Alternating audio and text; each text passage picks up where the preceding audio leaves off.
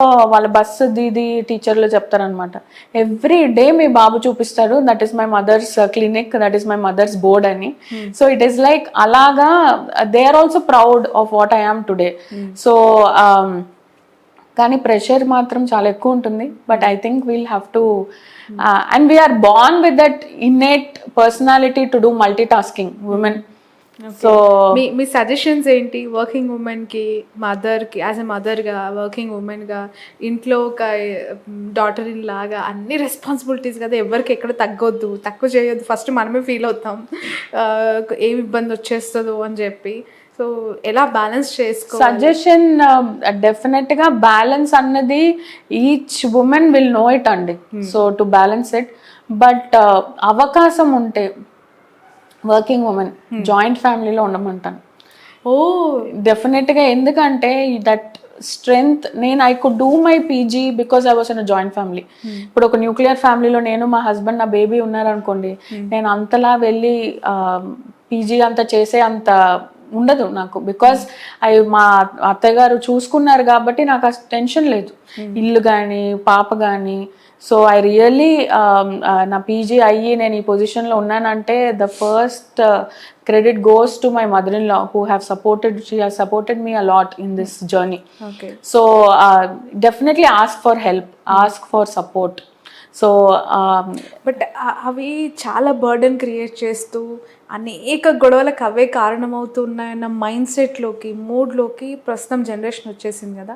అసలు కంప్లీట్లీ పెళ్ళైన నెక్స్ట్ డేనే మనం నీకు నేను నాకు నువ్వు అనే ఒక కమిట్మెంట్తో జర్నీ స్టార్ట్ చేస్తున్న కపుల్స్ ఇప్పుడు మనకు కనిపిస్తూ ఉన్నారు. బట్ మీరు జాయింట్ ఫ్యామిలీ గురించి చాలా గొప్పగా చెప్తూ ఉన్నారు. అంటే డెఫినెట్గా నేను I got that support through joint family. And నేను కూడా మా హస్బెండ్ బిజినెస్ పరంగా we shifted from Belgaum to Hyderabad. So ఇక్కడికి వచ్చినప్పుడు డెఫినెట్గా నాకు ఆ సపోర్ట్ సిస్టమ్ ఉంటే బాగుండేది అని రోజుకు ఒకసారైనా అనుకునేదాన్ని. సో అలాగా అన్నిట్లోని it has its plus points, minus points అండి. ఇప్పుడు జాయింట్ ఫ్యామిలీలో ఉంటే దాంట్లో మనకి ప్లస్ పాయింట్స్ ఉంటుంది, కొన్ని మైనస్ ఉంటుంది. But how much we overcome those minus points and look at the plus is what life is all about. Okay. So Jyotirmayi గారిని సడన్గా నేను ఇన్స్టాగ్రామ్లో చాలా ఇంట్రెస్టింగ్ వీడియోస్ చెరీష్ చైల్డ్ సెంటర్కి సంబంధించి చూస్తూ ఉన్నప్పుడు సాయి కుమార్ గారి వీడియో ఎక్కడో కనిపిస్తుంది. ఏంటి అని ఓపెన్ చేసినప్పుడు నాకు అందులో మీరు సాయి కుమార్ గారి డాటర్, మీది ఒక హాస్పిటల్ ఎస్టాబ్లిష్ చేశారు, ఒక పీడియాట్రిషియన్గా మీరు మీ సర్వీస్ని కొనసాగిస్తున్నారు అని తెలిసింది. బట్ బయటి ప్రపంచానికి ఎందుకంత దూరంగా ఉన్నారు? ఎందుకు ఎక్కువగా మీడియాలో కావచ్చు, లైక్ సినిమా ఉంటే పర్టికులర్ మీ ఫ్యామిలీ నటించిన సినిమాల వరకే పరిమితమై ఎందుకంత గ్యాప్ మెయింటైన్ చేయడం, లేదంటే ఇష్టం లేకనా? What is the reason? See, definitely my profession is different. And ముందు నుంచే నేను మీడియాకి దగ్గరగా ఉండొచ్చు. బట్ నేను చెప్పినట్టు I lived in Belgaum, Karnataka. And Aadi garu కూడా అంతే, out of the media person, అసలు ఎక్కడా కనపడరు, ఎక్కడా మాట్లాడు. సో తన షూటింగ్ ఇల్లు, అలా నేను నా క్లినిక్ ఇల్లు. సో ఇలాగే ఉన్నాము. మరి ఎందుకో అలానే పెంచారు, అలా కూడా పెంచారు. బికాస్ చెన్నైలో ఉండే వాళ్ళం అప్పుడు, ఇట్స్ అవే. తర్వాత we had our own this thing. And నాకన్నా ఇంకా ఇంట్రోవర్ట్ మా అన్న.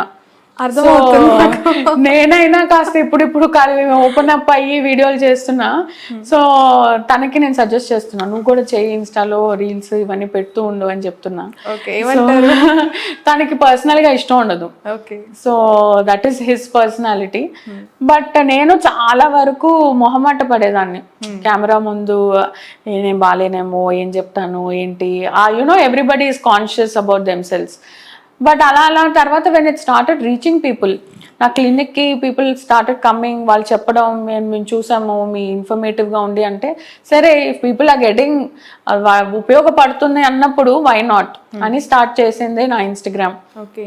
మామూలుగా ఒక హాస్పిటల్ ఉంది అంటే ప్రాబ్లం ఉన్న వాళ్ళు పేషెంట్స్ పిల్లలను తీసుకొని సెర్చ్ చేసుకుంటారు, నియరర్ పీడియాట్రిక్ సెంటర్ అని చెప్పి డైరెక్ట్గా వాకింగ్ అవుతూ ఉంటారు కదా. బట్ ఈ మధ్య ఆ సిస్టమ్ అంతా మారిపోయింది. ఇన్స్టాగ్రామ్ ఓపెన్ చేసి అక్కడ డాక్టర్స్ని సెర్చ్ చేసుకుంటూ ఉన్నారు. అలా మీ వీడియోలు చాలా చాలా వైరల్ అయ్యాయి అండ్ మోర్ ఇన్ఫర్మేటివ్. ఒక లైక్ అదొక స్కూలు మీరు చెప్తుందంతా ఒక సబ్జెక్ట్ లాగా కనిపిస్తుంది చూసే ఆడియన్స్కి కావచ్చు, మిమ్మల్ని ఫాలో అవుతున్న ఫాలోవర్స్కి కావచ్చు. ఎందుకు అనిపించింది? ఆ థాట్ ఎలా వచ్చింది? అక్కడ వీడియోస్ పెట్టాలి, అక్కడ రీల్స్. సో నేను as a normal audience Instagram account ఉంది, చూసేదాన్ని. సో తర్వాత కొన్ని సింపుల్వి తెలియలేదు పేరెంట్స్కి. సో చాలా సింపుల్ విషయాలు కూడా చాలా మంది పేరెంట్స్కి తెలియదు పాపం. ఎగ్జాంపుల్స్ ఏమైనా చెప్పగలుగుతారా? ఎగ్జాంపుల్స్, ఇప్పుడు paracetamol dosage, actually it all started with Covid time. Covid లో మొత్తం మన లాక్డౌన్ లో ఉన్నప్పుడు నేను, because I have 2 small kids, I didn't risk to come to the clinic. So I was doing lot of online consultations. ఎక్కడెక్కడో ఊర్ల నుంచి అంతా కూడా ఫోన్ చేసేవారు. వాళ్ళకంతా పాపం చిన్నది పారాసిటమాల్ డోసేజ్ ఎంత ఇవ్వాలో కూడా తెలియని పేరెంట్స్ ఉన్నారు, ఇప్పటికీ ఉన్నారు. సో అప్పుడు నేను కోవిడ్ వచ్చింది పిల్లలకి. So that is when first time నేను కెమెరా సెల్ఫీ మోడ్ లో పెట్టుకొని మా ఇంట్లో ఒక వీడియో చేసా, పారాసిటమాల్ డోసేజ్ ఎంత ఇవ్వాలి అని. That reached a lot of audience. So and in that video I gave my number directly, like because పీపుల్కి యాక్సెస్ లేదు, లాక్డౌన్ లో ఉన్నారు, పిల్లలకి జ్వరాలు, కోవిడా తెలీదు, ఏం చేయాలో తెలీదు. And that time even the doctors did know what was the treatment first initial లో. So then I gave my number directly. Then I started seeing almost hundreds of online consultations చేశాను ఆ కోవిడ్ టైంలో. That is when I realize the power of media, the power of reach through YouTube or Instagram. So మనం ఎక్కడికి వెళ్ళక్కర్లేదు, just ఒక చిన్న ఎలాగో smart phone ఉంది, దాంట్లో తీసి ఇలా క్లిక్ నొక్కితే ఎక్కడెక్కడి నుంచో చూస్తున్నారు జనం. So the power of media అంత ఉంది. సో కోవిడ్ టైంలో ఆ 1 వీడియో స్టార్ట్ చేశాను. తర్వాత I did the few more videos. దాని తర్వాత you know how it is, it gets busy in clinic, అలా వదిలేసాను. ఈ మధ్యన మళ్ళీ I started now again to tell I'm doing online consultations from London, Netherlands, US. So ఇప్పుడు through Instagram it's like people are coming, they're calling, they're asking. OP center అయిపోయింది. Yeah, so it is like clearly వాళ్ళ number ఇచ్చాము, they call, they fix up the appointment, and actually I'm finding it satisfying. Yeah, so it is like మనము వాళ్ళ London లో వాళ్ళ ఇంట్లో మనం treat చేస్తున్నాం. So that is the reach it has. So I realized మనకు తెలిసిన సబ్జెక్ట్ జస్ట్ కొంచెం ఒక 10 నిమిషాలు ఓపిక తీసుకొని చెప్పాలి, చెప్తే ఇంతమందికి బెనిఫిట్ అవుతున్నప్పుడు వై నాట్. పిల్లల విషయంలో తల్లిదండ్రులకి చిన్నది ఏదైనా కూడా వాళ్ళు బాగా టెన్షన్ పడుతూ ఉంటారు. ఒక రోజులో తగ్గిపోవాలని, 2 రోజుల్లో తగ్గిపోవాలని, కంటిన్యూస్గా ఒక వైరల్ ఇన్ఫెక్షన్స్ అనుకోండి, అవి 3 to 4 days వరకు కూడా కంట్రోల్లోకి రావు.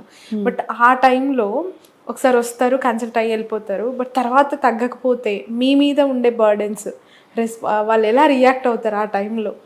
సో వాళ్ళకన్నా ముందు if I feel 1 kid needs follow up, నేనే చేస్తా. Next day I call myself, I find out how the kid is, or I ask my staff to call and find out. And నేను క్లినిక్లో లేకపోయినా if they are not able to come for follow up, conference కాల్లో వేయమంటాను, I talk to them. So it is like continuous follow up goes. So because I know the severity of each kid, so who needs monitoring, who needs more observation, who needs additional tests, so that follow up happens continuously. It happens. And వాళ్ళు చాలా కంగారు పడతారు పాపం parents. I give them the number, I ask them to get in touch, and anything is there, I prepare my parent. So this is what it is. If the child requires extra monitoring, parental counselling and preparation అయిపోతుంది. So night time వస్తే ఏం చేయాలి, so that is why these videos help again. First aid ఎలా చేయాలి, high fever వస్తే ఎలా తుడవాలి, ఏం చేయాలి, అవన్నీ కూడా చెప్తాం. ఇట్ ఈస్ నాట్ జస్ట్ వచ్చారా మేము మెకానికల్ గా మెడిసిన్ రాసామా పంపించేసామా అని. So that is how I treat patients. Okay, ఈ ఇన్స్టాగ్రామ్లో ఈ వీడియోస్ అన్ని లాక్స్ ఆఫ్ రీచ్ వెళ్తూ ఉన్నప్పుడు మీ మదర్ ఎప్పుడు మిమ్మల్ని ఒక చిన్న బేబీగా చూస్తుంటుంది. ఒక డాక్టర్ అయ్యి మీరు ఇక్కడ ఇస్తున్న సర్వీసెస్, ఈ రీల్స్ అన్నీ చూసిన తర్వాత వాట్ ఈస్ యర్ రియాక్షన్? ఎలా ముచ్చటపడ్డారు తను మీతో? ఏం చెప్పారు దీని గురించి, హాస్పిటల్ గురించి? మమ్మీ డెఫినెట్గా అమ్మ అదైతే ఉంటుంది, బట్ షీఈ్ ఆల్వేస్ ప్రౌడ్. ఇప్పుడు నువ్వు ఇంతమంది పిల్లల్ని చూస్తున్నావు అన్నీ, and she knows my seriousness of my work. And ఒక incident what happen to my dad is, నాన్న was travelling in a flight. Air hostess వచ్చి చెప్పింది మా డాడీతో, I follow your daughter on Instagram, her tips are very good అని చెప్తే I was like totally, ఆ రోజు it made my day. So it was like మా నాన్న వచ్చి చెప్పారు నాకు ఇలాగ she came and she told me this అని. అండ్ రీసెంట్లీ ఆల్సో నాన్నకి కాల్స్ వెళ్తాయి that I treated their kids అన్నట్టు. సో అలాగా both of them are definitely proud. Okay, బాగా memorable compliment from both mother and father and as well brother. డెఫినెట్గా ఏంటంటే they always tell that ఇంతమంది పిల్లలకి you are helping. So they only tell that you have that adrushtam undi that you are able to do service to so many people. Not all will get it.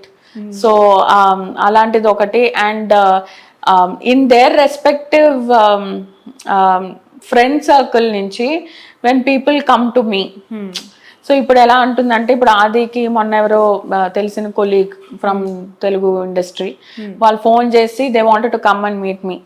So అలాంటి moments లో they are very proud. So people are asking for my sister's number, people are going and approaching my sister అన్నట్టు. అలాగా they are all very proud of what I am today. Sai Kumar గారి voice Rajasekhar గారికి అలాగే సుమన్ గారికి ఎక్కువగా dubbing చెప్పిన situation కదా. సాయి కుమార్ గారి పర్సనల్ లైఫ్కి వచ్చేసరికి అంటే ఇండివిజువల్గా ఎవరితో ఎక్కువగా ఏ ఫ్యామిలీతో అటాచ్ అయి ఉంటారు, ఎక్కువగా కలిసి ఇండస్ట్రీలో అన్ని పంచుకునే? ఎక్కువ రాజశేఖర్ ఫ్యామిలీతోనే బాగా అటాచ్మెంట్. సో చిన్నప్పటి నుంచి ఎక్కువగా ఇంటరాక్షన్స్ కానీ ఫోన్లో మాట్లాడడం కానీ అలాగా. సో అండ్ మీరు చెప్పినట్టు డాడీ కూడా I think even we got it from him only I guess. So daddy కూడా ఓన్లీ వర్క్, ఇల్లు, అప్పుడప్పుడు ట్రావెల్. అప్పుడప్పుడు ట్రావెలింగ్ చాలా ఇష్టం. మమ్మీ డాడీ ఎక్కువ తిరుగుతారు. So they go on vacations. So దానికి మించి అంత ఎక్కువ పార్టీస్ కానీ కలవడాలు కానీ get togethers family yes, but బయట వాళ్ళతో అంత ఎక్కువ లేదు ఇండస్ట్రీలో.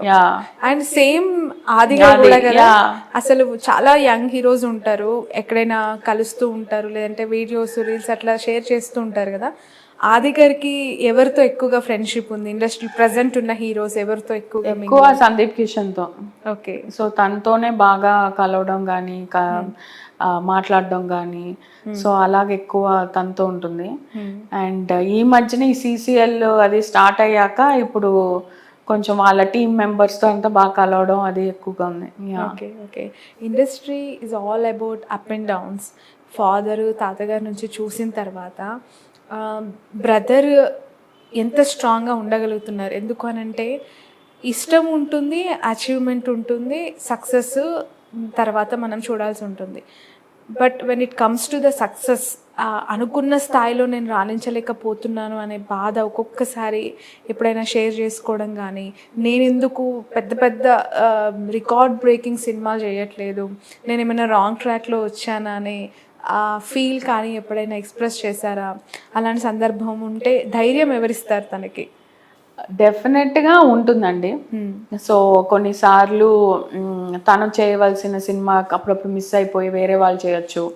సో అలాంటప్పుడు if that movie does really well, so ఆ మాత్రం బాధ అనిపిస్తుంది కదా ఎవరికైనా, అయ్యో నాకు మిస్ అయిపోయింది ఇది అన్నట్టు. సో అలాగా. అండ్ నెక్స్ట్ మనకి ఇలాంటి స్క్రిప్ట్ ఒకటి వస్తే ఎంత బాగుంటుంది అన్న ఇది ఉంటుంది. సో ఎవరికైనా that opportunity, that right one opportunity makes a lot of difference. Like మా నాన్న చెప్పినట్టు ఒక్క Friday night will set up your life for ever అన్నట్టు. సో ఇట్ ఈస్ లైక్ డెఫినెట్గా అప్స్ అండ్ డౌన్స్. అండ్ ఆ ఫీల్డ్లో ఉన్నంత స్ట్రెస్ అసలు బయట వాళ్ళకి సినిమా వాళ్ళంటే చాలా బాగుంటుంది, గ్లామరస్ లైఫ్ అనుకుంటారు. బట్ ఆ ఫీల్డ్లో, సినిమా ఫీల్డ్లో ఉన్నంత స్ట్రెస్ ఇంకే ప్రొఫెషన్లోనే ఉండదేమో అని అనిపిస్తుంది నాకు. So it is like either hit అవ్వచ్చు, ఫ్లాప్ అవ్వచ్చు, there is no in between కదండి. So it's like